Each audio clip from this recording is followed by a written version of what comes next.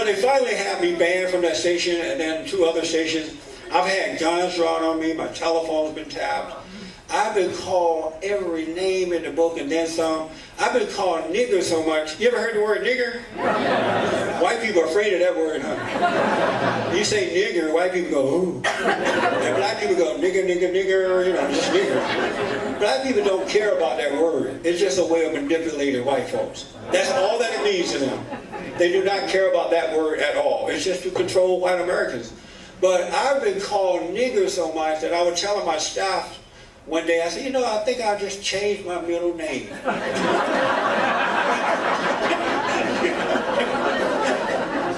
I think I'll just call myself Jesse Nigger Peterson. The one thing I love about God, when you are his son or his daughter, he will put an invisible bubble around you, a spiritual bubble, so that even words cannot hurt you anymore. I'm telling you, it's amazing. I used to be a very weak, emotional person, but he gave me an authority, a power that words cannot express. I'm telling you, that's why you gotta forgive, speak up, but don't hate. And that's how we win this battle. The other side do not have God on their side. That's why they try to intimidate you first. They call you names. Whatever Jackson and others want money from white folks or something, they call you racist. They look at a situation and say, hey, this is racism, because they know that most white people are going to cower down and give them what they want so they can get away with it. You got to lay that down. You got to get over the fear. When you have fear, even your children would take over the home and put you out. When you have fear, when they know that you're afraid. But when you have perfect love casts out fear. I'm telling you, I've had guns thrown on me and all kind of stuff, but I have no fear. I love what's right. I love my country. On my radio show, most of the time I open up by saying that I am not an African American. Yeah. I am not an African American. I say I don't have an afro, I have an Amerifro. There are no African drums beating in my chest. The American guitar is playing in my heart. As black as the ace of spades, but 100% American. You can turn these lights out.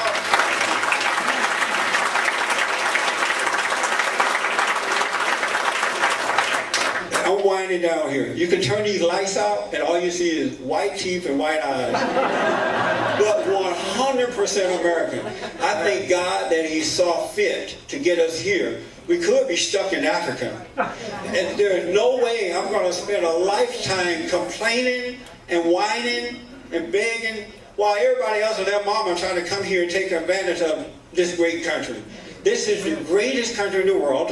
There is nowhere else to go. No more valleys to hide in. No more mountains to climb. We got to put our feet on solid ground, stand up for what is right, and we can win this battle. We can absolutely win it with love, perfect love, and that's from God. I want to say to white Americans, you got to get over the fear of being called a racist. It's a shame that you let one word control you. It doesn't make sense to me that you let one word control you. You owe it to black folks to tell them the truth. Just tell them the truth. And if they don't like it, you can always run. Just take it. Because the truth is of God. And when you tell the truth and don't overreact to the person who's overreacting to the truth, then they have to think about it. It's like being married. Anybody here ever been married before? A quick example. Let's say that there's a couple who've been married for 30 years. One day the wife decides that she wants a fur coat. And Sears has a sale going on for fur coat, mink coats for $200. You didn't even know Sears sold them, right? For $200. And so let's say that the husband goes off to work. And while he's at work, the wife goes over to Sears. She paid $200 for this fur coat. She come home and put it in the closet. And for the first time in 30 years, she cooked dinner. She cleaned the house up. She makes everything really nice for him, right? And so he comes in at 5 o'clock. When he walks through the door, she meets him at the door. She's never done this before. And she goes, "Hi, honey. Oh, how you doing? How was your day?" He's like, "Oh, it was okay." "Oh, I love you, honey. You're so handsome." My mother told me to marry you. You're a good man. And now his ego is puffed up from lies, all lies. But the ego loves lies. So his ego is puffed up. And so she said, come on in, honey. Dinner is ready. So he sits there feeling good about these lies. He started eating dinner. And then she said, oh, honey, I went over to Sears today. And I bought a meat Coke for $200. He's like, what? We can't afford that. You're going to have to take it back. She said, no, you're going to have to take it back. And now the wife is mad. And in her anger, she said, you know what? You are no good. My mother told me not to marry you. You're cheap. And you're not handsome anyway. Now he's angry. And so in order to make her feel better, so he can feel better, he gave her the money for the coat. Anybody ever gone through that?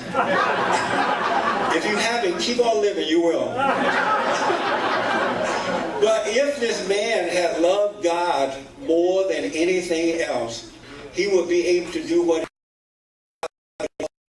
he would do the right thing, not what he feels. And that's why you got to overcome this ego thing. So when they call you a racist, or they make you feel good to control you, or make you feel bad to control you, your ego is not in the way, and you can do the right thing. And so when they call you a racist, you just look at them like they're crazy. Let them think whatever they want. You're going to stand up for what is right. And then you will see that we will start to win this battle. And I've had to endure this for the last 20 years, and we are now having an impact within the black community because I'm not cowered down. I don't care what they call me. I love what's right. I have 5 kids that I've adopted as a result of starting a bond, 4 girls and a boy. And I love my kids, but I love what's right more. I love myself, but I love what's right more. It's the truth that changed my life, and it's the truth that built this great nation, and it's the truth that's going to keep it there if you start living up to that. You cannot be afraid. Fear is not of God. So you got to stand up and tell the truth. One last point. Black liberation theology been going on in the black churches for years. They're trying to prove that Jesus Christ was black. He was not a white man or a blue-eyed man. And it says racism being taught from the pulpit. So I have left several black churches because of that. When you heard Jeremiah Wright Jr. come out and preach this stuff, it was not a surprise to not one black person. Because it's typical in the black community, racism from the pulpit. I've written about it and talked about it. Jeremiah Wright was an extreme of what's going on, but that type of brainwashing and evil teaching is happening to black people, and it's been going on for over 50 years. And that's why they hate white Americans.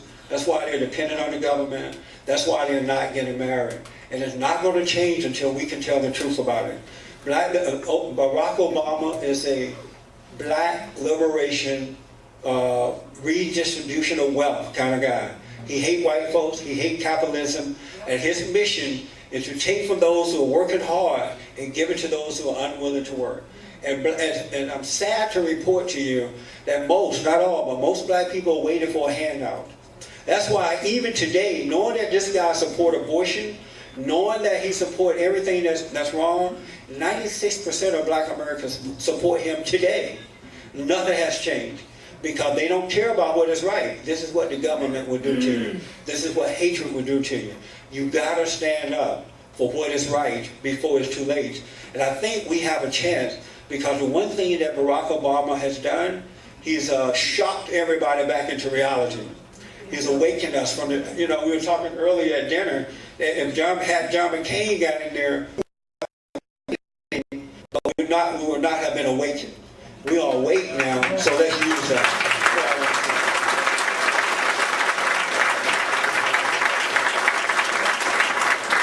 Greater is he that is in us than he that's in the world. I'm telling you, we have this great power, but we got to act like it and not be afraid. It's a spiritual battle between good and evil. It's not physical. Let me take some questions.